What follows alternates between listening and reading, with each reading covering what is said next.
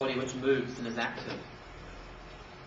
And so I did this work last year in Auckland in a gallery there, in a gallery window during the day. And I was aware also that there's an internal dimension to this work. Recently I presented a paper on this work in Toronto at another conference, and it was all about the internal journey I went on, because that's another whole performance, an internal performance. And I was really interested in that through reading the texts of Robert Stickgold, who's a very famous sleep scientist in Harvard. Yeah. Harvard. And he talks about how dreaming and sleeping mentation operate as a form of theory or processing information or theorizing.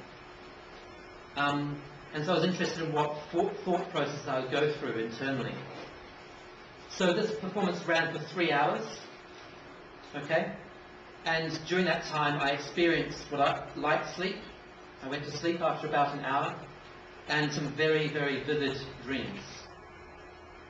So I thought I'd succeeded in performing sleep, and I also thought I'd succeeded in performing dreaming for a public, even though they didn't really know what's going on inside me. However, the sleep study, the polysomnography we got, showed that I did sleep. It was very light sleep, but I didn't dream. I didn't enter rapid eye movement or dreaming. The mentation I experienced is called hypnagogic hallucination, which you might want to describe. This is a phenomenon that happens if you haven't built up a massive pressure for sleep, which we generally have because we don't sleep enough. But if you are going to sleep and you have time and you're not stressed about it, you can drift in and out of sleep and you have images. It's not the same phenomenon as full-blown dreaming and rapid eye movement sleep, but you have images that are generally sort of threads from what's been happening in your waking day. And so this is what these hypnagogic hallucinations that Sam was experiencing as he was drifting in and out of light sleep. The feeling was that my thoughts and my memories from the day, because it was part of a conference as well, this exhibition, mixed with internal conditions and anxieties, and mixed the external things that are happening, people outside, things happening in the gallery, things I know are going to happen in the gallery. It mixed all those things together with all the things happening inside me, all these internal feelings, and I was unable to distinguish between these two, between the fact and the fiction. So it created a kind of strange hybrid consciousness which sampled from interior consciousness and external consciousness. And I think this is the just to return to the paradox of the sleeper in public. I think it's a body which undermines the social and physical architectures designed for sleeping. We're so used to sleeping in a space where we're protected from these kind of hallucinations. We sleep on a bed, in a room, in one part of the house where people sleep. You know, often the hallway and the entranceway to a house is far away from where you sleep. The bedroom's at the back of the house. Our house is often in suburbia or in an area where there's less industry and less things happening, so it's more sleepy and quiet. We don't have big houses next to factories and things. So we design ways of closing sleep off from the world, of separating it from activity. And moments like this expose some quite interesting sort of hybrid states that can be discovered.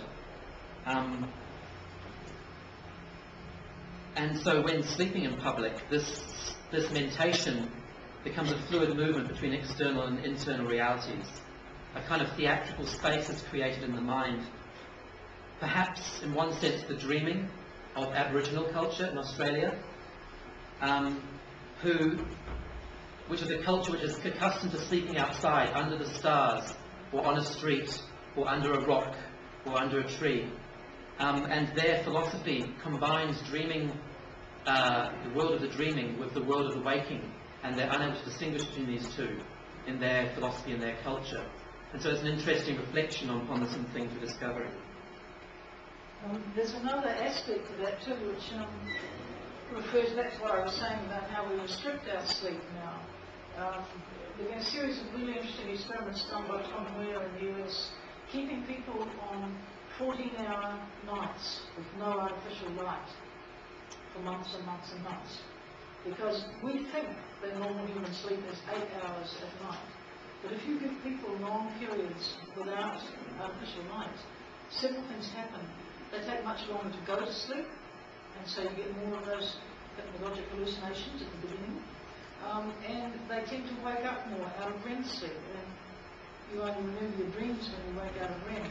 So if you think about a person who sleeps on a 14-hour night with no alternative but to be in bed for 14 hours, what happens is that they have much more dream recall. And they tend to stay lying there waiting to go back to sleep because they can't do anything else, so they think about the dream. And one way of looking at this, or interpreting it, is that we actually have deprived ourselves of this access to our dreaming lives because we've stripped our sleep, we've consolidated it by using artificial light and pushed it into an artificially short period of time. We've also deprived ourselves of a sense of continuum between the two, because we're either sleeping or waking, dreaming or waking. But you know what this work has discovered is that there are some really interesting states between the two, and that's that used to be a part of our consciousness before the light bulb, before great massive industrial change in our culture. And I think that there's some really interesting things to be discovered there in terms of how our culture today is obsessed with binaries, the division between waking and sleeping, but also between black and white, good and evil, on or off, but also the division between science and art is another binary which I think is, people find convenient. And so this work, which began as meditation on the whole process that we've been through, on the things we're doing in sleep-wake, reveals how some of these binaries can collapse, and in-between states are exposed. And there are monsters lurking in these spaces, as one of our colleagues said. It is scary, it is threatening, it is challenging. It's a frightening space, but it's also a space of innovation and novelty, and where we're able to see our work in very different ways, and appreciate each other's skills and disciplines at the same time, but find something that exists between. And so it's a shame this slide is so... So we have done this series of works together and seen a variety of works at the conference at BELO. The quantitative scientist in me was grappling for a theoretical construct that would sort of capture some of the different types of collaborations. And this was the thinking that led us into how we built the waking incubator, which we're going to talk about tomorrow. But the idea is that we've identified, and it would be wonderful to talk about this again tomorrow, we've identified 3 basically different ways that art-science collaboration happens. So in this first version, the creative project is primarily the work of the artist. And the scientist provides information and inspiration to some extent, but the creative project is primarily the work of the artist. It may have some influence on the scientist, the final product, but probably will have very little influence on their professional practice. So this is sort of a move going this way, really. This is the opposite. This is where the artist provides the input from the scientist, and the creative project is primarily scientific. This is quite uncommon in my experience, but it does happen.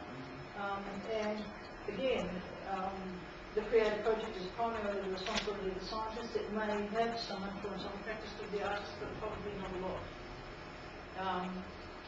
And the part which we find most challenging, and where I think we both believe there is the most potential for real innovation and really different understanding of things, is this model here, where we are jointly responsible for the creative project, and where the creative project influences my practice and it influences Sam's practice, so that we are really working in the intersection of our disciplines. It's quite an uncomfortable space to be in, and we'll talk about that more tomorrow.